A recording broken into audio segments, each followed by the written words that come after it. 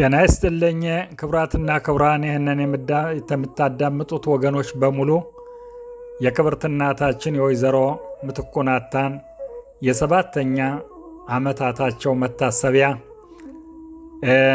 የዕለቱ የተጻፈውን ተጽፎ ቢነበብም ዛሬ እንደገና ለዓመታቱ መታሰቢያ ከፎቶግራፋቸው ጋር አቀናብረን እናቀርበዋለን። አዘጋጅ ወይዘሮ ያምበል ደሴ ሲሆኑ እኔም የግጥም ደራሲው ካሳው ማሩበት ይህንን አንብቤ እንዲህ ስላ ቀርበዋለሁ። ወይዘሮ ያምበልም እንዲህ ትላለች። ክብርት እናታችን ወይዘሮ ምትኩ ናታን የተወለዱ እንደ አውሮፓ አቆጣጠር በ1928 ዓ.ም በኢትዮጵያ በጎንደር ክፍለ ሀገርና አውራጃ በለሳ ወረዳ ዞዛምባ ከተባለው ሀገር ከአባታቸው ከአቶ ናታን ሳህሉና ከእናታቸው ከወይዘሮ ወልደ ወሰን ተወልደው በእነዚህ ወላጆች እንክብካቤ በማር በወተት አደጉ። ክብርት እናታችን ወይዘሮ ምትኩ ናታን ሲያድጉ ለእናታቸው ተልከው አባታቸውን አክብረው ከእናታቸው የሴትነት ሙያ እየተማሩ አድገው ዕድሜያቸው ለአቅመ ሔዋን በደረሱ ጊዜ በወላጅ ፍቃድ በመታጨት ከአቶ መላኩ ኢሳያስ ጋር በብዙ ድግስና በለምለም ዳስ ተድረው ዕድሜያቸው ለጎጆ ብቁ እስከሚሆኑ በምራትነት ቆይተው በኋላ ግን በራስ መስተዳደር ፈንጠር ከተባለው አገር ቤትና ትዳራቸውን መስርተው 2 ወንዶችና 2 ሴቶች ልጆችን ወልደው አንዱ ሲሞትባቸው 3ቱን ልጆች በማሳደግ ላይ እንዳሉ ባለቤታቸው አቶ መላኩ ኢሳያስ በሞት ተለዩባቸው። እሳቸውም በባለቤታቸው ሞት አዝነው ልጆችን ብቻ ማሳደግ ከባድ ስለሆነ ከአቶ ደሴ ጠጋዬ ጋር የጋብቻ ውል ፈጽመው 5 ቁም ከብቶችን ይዘው ውዛባ ከተባለው አገር ቤትና ትዳራቸውን መስርተው ብዙ ዓለምና ደስታ አሳልፈዋል። ክብርት እናታችን ወይዘሮ ምትኩ ናታን እስራኤል አገር ገብተው በከተማ ለመኖር አስፈላጊውን ሁሉ አሟልተው በዚህ አይነት ሲኖሩ ልጆችም እናታቸውን በሚገባ እየጠወሩ ሲኖሩ ለአዳም የተሰጠው የሞት ማጫ ለሳቸውም ተራው ደረሳቸውና እንደ አውሮፓ ዘመን አቆጣጠር በ16/12/2018 ዓ.ም በተወለዱ በ90 ዓመታቸው ከዚህ ዓለም በሞት ተለዩና በርሸባ መካነ መቃብር የቀብራቸው ስነ ስርዓት ተፈጸመ። ነፍስ ይማር እንልና ከዚህ የሚከተለውን ግጥም እንጉርጉሮ እንዲስን እናቀርበዋለን። አምበሌም እንዲህ ትላለች። ከእኛ እስከተለየሽ እናቴ እንዴት ነሽ? ልጆች ተሰብስበን 7 ዓመትሽ ሙሳዬት ጋግረን ቄሶች ሊፈቱሽ መንግሥተ ሰማያት ገነት ያዋርስሽ። የእናትን እንጎች የአባት ዳርንጎት እንዴት ሲረሳል በልተው ያደጉት። እናቴን በግጥም በንባ በጠራት አቤት አልላለች እንቅልፍ ወስዷት።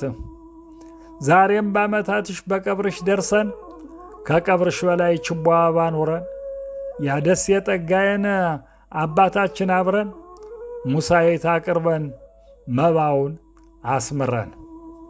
የኢትዮጵያ እመቤት የጎንደር ወይዘሮ ሞት አይቀርምና ሰው ሆኖ ተፈጥሮ ከዚህ ላይ ላሰማ ግጥም እንጉርጉሮ እንዴት እንደኖሩ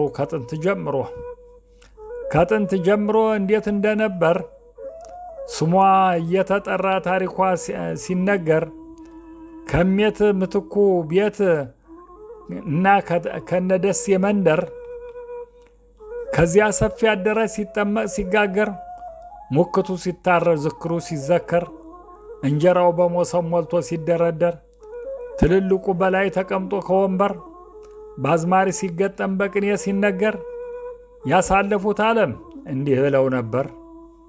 ቤታቸው ከበሩ እምባጮ በረት የደሴ ጠጋይ ደሴም በብረት ስራ እሷን በማጀት እንጀራው በሞሰብ ጠላው በማቶት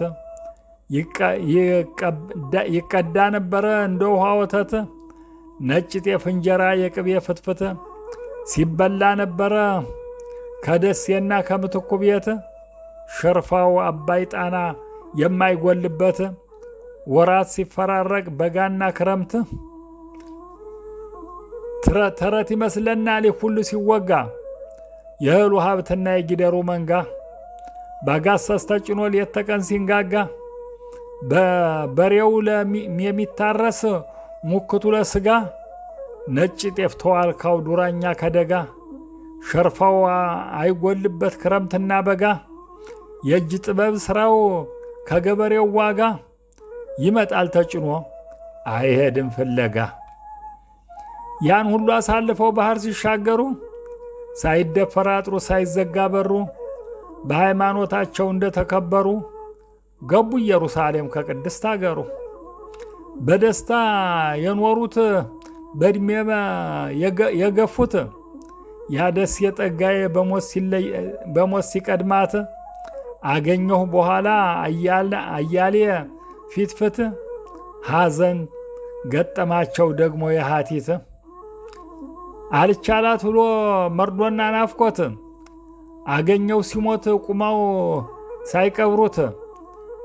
ልከተልህ አሉት ወደ ሄድክበት ከላይኛው ዓለም ከማልቀርበት። ሁሉን ከሚችለው ከሰፊው መሬት ጨረቃና ፀሐይ ቀንና ሌሊት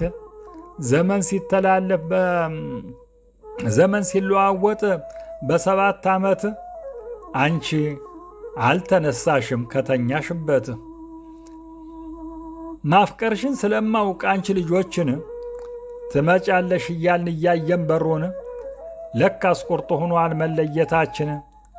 መንግሥተ ሰማያት ይማር ነፍስሽን ይላሉ ወይዘሮ ያንበል። እኔም የግጥም ደራሲው ካሳው ማሩበት ይሄንን እንዲህ ስላቀርበዋለሁ። ነፍሳቸውን ይማር አሜን።